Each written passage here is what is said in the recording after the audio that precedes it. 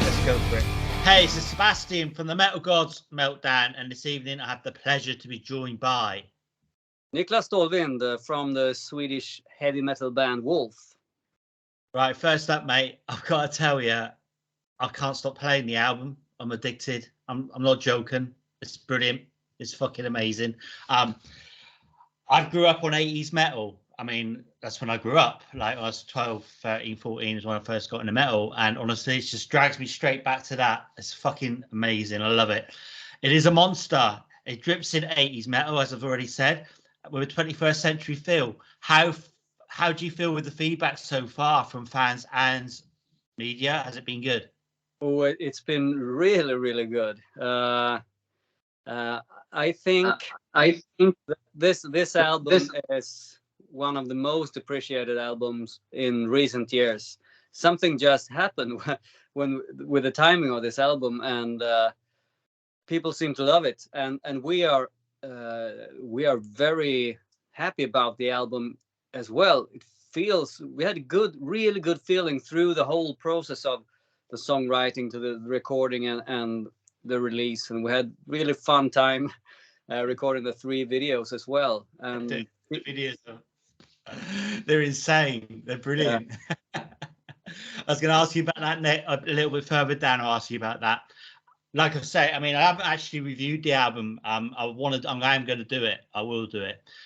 It is a glorious 48 minutes of my life, mate. And these days of Spotify and people just like flicking through tracks, I'm finding myself just listening to the album from start to finish.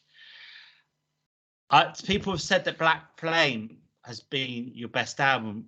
In your opinion, would you not say that Shadowland is the stronger and the better album? The best I saw one guy commenting, or girl, on YouTube. Oh, this is not impressive. Get back to Black Flame songwriting. But actually, I think the songwriting on this album is a bit stronger. I think the songwriting actually is a little bit better on this album. And when I say that, the Black Flame is my favorite Wolf album as well. That and Black Wings are probably my favorites of the old one. But I think this is a really strong album. I met people who, at first I didn't like it so much, but then I continued to listen to it. It just grew, you know. Yeah. And I think we have become that band now that you have to listen a couple of times, because it's a bit of a thinking man's metal nowadays with Wolf, comparing to the first Wolf album back in 2000. Then it was like you put it on and wow, let's have a beer, and horns up, and it was party.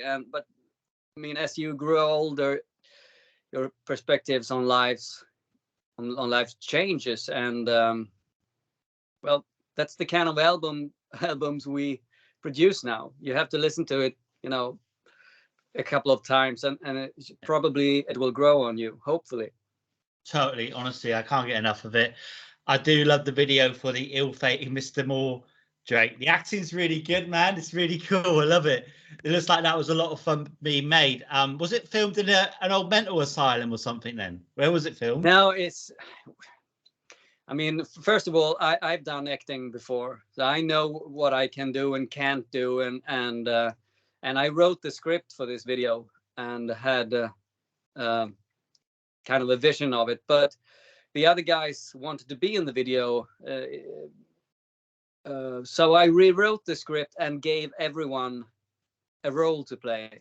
Yeah, and Ed really no idea how it would turn out, but I know that Simon would turn out good because I've worked with him before in videos, and I know what he can, and but I just had a good feeling and thought that this is going to be brilliant. And I mean, like Pontus, he has the leading role here, and he is awesome, and it turned out just the way as we wanted. Everybody, I wrote the original script, but everyone came with input, and the director came with input, so it was really a collaboration between the 4 of us and the director, and we had such a had such a fun time. And it's actually where Simon has the studio where we record, Solna Sound Studio in Solna, next to Stockholm.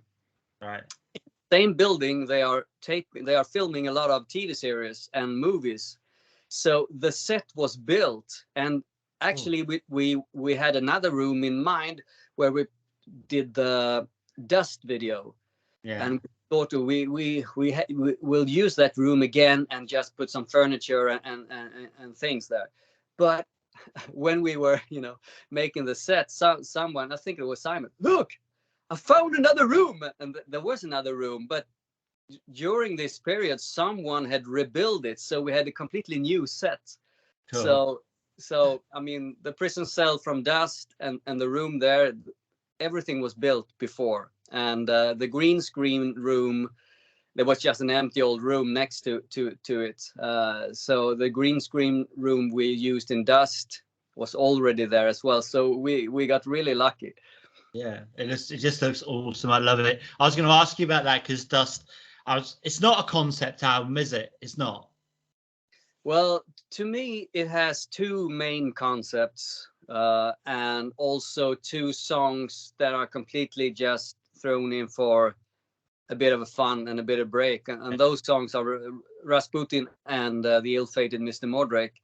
But the other songs, I feel like the album has a theme. It's not a concept album, but the album has a theme or two themes. And the one theme that I always write about is the darker psychology of us people. Yeah. And the other theme, I've just been thinking too much about, how big space is and how small and insignificant humankind is. Yeah. And the Earth, the Earth has a lifespan, is not going to last forever, and the sun gone down. All those really, really. I have a kind of a default in my personality. I think too much. Nice. And in the recent 2 years, I've been thinking a lot about those kind of things. And so that became one of the themes on the album. Right, with you, mate. It's brilliant. I can't get enough of it. I love the Time Machine song. So if you could step inside a time machine, where and when would you travel back to? I will travel back to Jimi Hendrix live. Cool. I will also travel back in history and kill a certain person. I'm not gonna say who, but there's some people have changed history for worse for centuries. And some people, they should never have been born. So I will fucking go back and kill some of those. Cool. Maybe, I think, but even if I did, I think that someone else would play that role maybe, and we would end up something like this anyway. So yeah, true. Okay, then. So of course you do play traditional metal, and it's fantastic. The album cover, it comes with a poster. Do you have the album framed at home? No, not yet. So I'm thinking about doing like a big poster here in my studio or a big screen or something. Yeah, that'd be awesome. Because nice. I mean, obviously I've got the album digitally, but I want to buy it. So I still get it signed. The Orange album. Are you still doing that? Yeah, you can buy that one directly from us. It's a limited edition that only Wolves sells through our website. It's still up there, so it's still there. So I'll order that. I was just wondering that. So I'll do it after this. Sweet. Yes. Okay, cool. All right. So obviously you've got quite a back catalogue there. Is it quite hard now when you choose a set list? Which songs are you going to play, or with the new album, are you going to be choosing 3 or 4 to play? We kind of always made it easy for us. We keep all the classics that we know that works live, but I think we've been talking about mixing it up and do some Wolf songs that we never played live before. I mean, we have so many great songs, but a lot of our songs is really album songs, and a lot of songs that I think is not our most interesting songs or our best songs. those usually turn out to be great live songs, probably because they are a bit simpler. Yeah. Like Skull Crusher. I mean, actually, I didn't like I Will Kill Again, that song. It wasn't one of my favorites. I didn't think it was the best song on the album. But then when the album was recorded and Fredman started to mix it, it really, really grew. And now it's one of my favorites. And it's also a great live song. So I don't know. It's hard to choose because we have like 9 now, but No, it's a lot, mate. It's a lot. And I need to go back and get some more of them because I haven't got enough. Yeah. How pleased are you with the different formats that have been released through Century Media? I mean, so you've got your CDs and you've got the vinyl.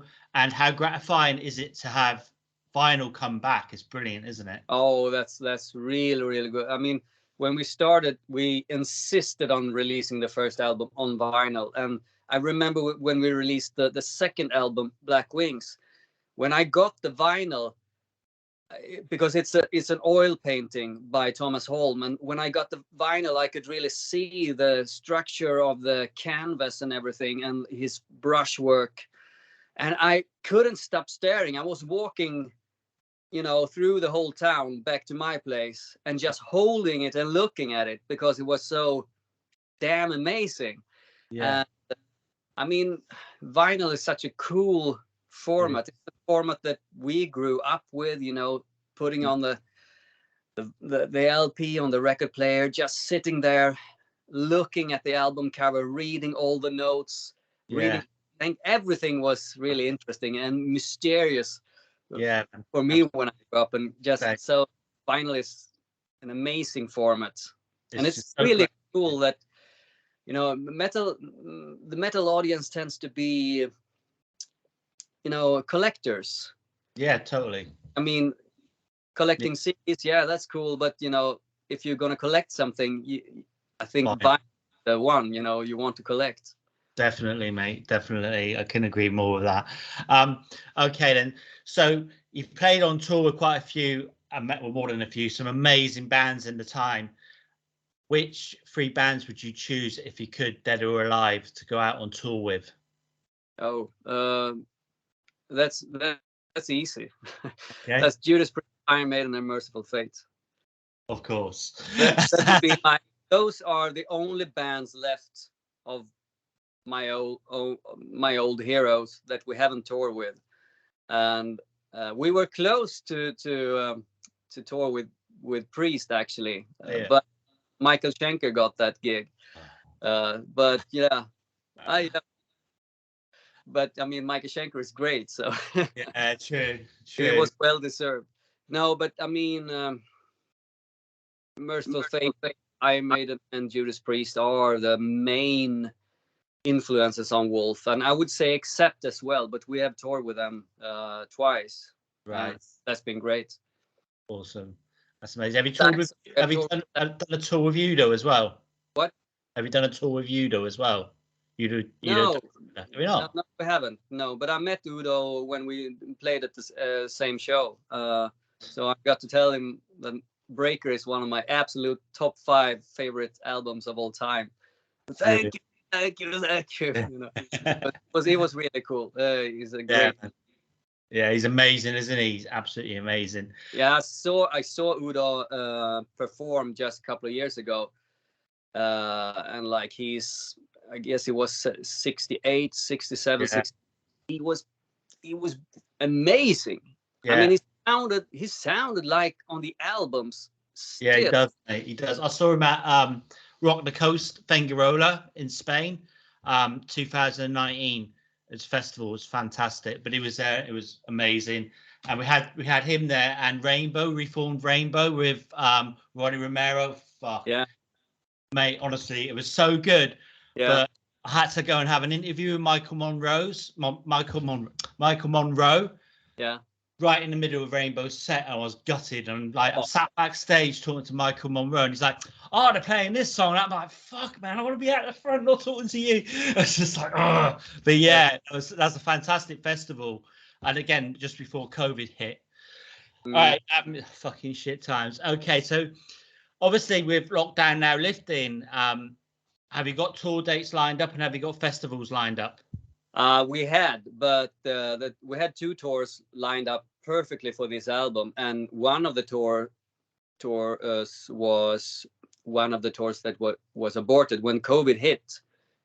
Just when we're I think on the same day as we released Feeding the Machine, the lockdowns began, and we could only do the UK leg of the tour, and then we had to find flights home. The plan was to continue the tour down in continental Europe, but we released and looks like we're gonna do the same tour with 2 albums, but it was cancelled due to everything being so uncertain around COVID a couple of months ago. And we had another tour as well that's looked really, really good, perfect for the release of this album. It was also cancelled some months ago. So we were gutted about that. It didn't feel very good, because we really feel very strongly for this album. But we're just, working on new plans and trying to get new tours. Because we will play live. And I mean, the new album it's gotta come live. We want to perform it on stage. Yeah, needs to be, mate, honestly. So what would you say has been your biggest accomplishment so far with Wolf? I think the only thing that I'm really, really proud of is that we have never compromised, and we have always gone our way, and we haven't listened to what people want or what people crave. If we had, we didn't do it. If we had done it, we would never have started this band in 1995. We just wanted to play the music that we liked, and we didn't care. And that's still the motto of this band. We don't compromise with our art. We can compromise maybe with business stuff, but never with the music. And the only time we got close to compromising with our art is when we let a German label re-release the first 2 albums with terrible Photoshop album covers, because people didn't get the first album cover with a baboon wolf, and especially in Germany, they just, what is this? This is wrong. This is wrong. So we thought, okay, we had a laugh, and they can release it, and maybe we'll sell some copies. But that's the only compromise I think that we ever made. We have got offers for famous people to come guesting the albums, and our record label, they've been like, why didn't you do it? What the fuck for? Those guys weren't right. For we create our art. If we have a guest on an album, which have happened a couple of times, it's because it's in our vision. It's what we want to do, and we never compromise with anything. That's the only achievement that I'm proud of. Brilliant. Other than that, just try to write good music and be as good as we can, and it's a challenge every day. I was just standing here rehearsing with my guitar before, and it's hard. I have to practice a lot, and I'm never satisfied, and I'm not proud of any talents that I've got or anything that we have achieved. I'm only proud of not compromising, and also I try to have discipline to do the work, and that's the only thing an artist can be proud of, I think. Absolutely, mate. That's just, like I say, though, you can be so proud of that album. The new album's fantastic. All right, so can you complete this sentence for me? Everybody needs Wolf in their lives because it's loud. Love it. All right, so this is either or either questions now, so it's 5 questions. So first one, festival or small intimate gig? I really like small intimate gigs. I really do. If there's a small place and it's packed, it's just some kind of magic that happens in the room, and you get so close to the audience, and they get close to the band, and that's I think that's my magic spot. Brilliant. Absinthe or beer? Nowadays, I would have to say beer because I'm getting too old to drink, too much alcohol these days. I can't do it. So, but Water. How sad. I'm uh, drinking water. it, Tell me about it. in the old days, it was like circus town when Wolf came somewhere. It was so insane, and I guess most young rock bands are like that when they're in their 20s. But now, the energy goes, yeah. on stage, and afterwards, a couple of beers and some fun. We have a laugh and we have a good time still, but Yeah. crazy getting shit faced on absinthe. But I love absinthe if you have a good quality, like the Wolf one. It's expensive because it's extremely good quality. And the guy who made it, he won the world championship gold in absinthe making. So it's not crap. No, but still, if you drink just tiny bit too much, you're gonna get the hangover from hell. So I don't drink that stuff often. I know that feeling, mate. Okay, next one. Saint or sinner? Saint or sinner? No. Well, I think sinner. Yeah, good answer. Okay, mask or unmask? Unmasked. I think driving me fucking mad that people wearing masks still. It's yeah. I it's not my thing. I think, in our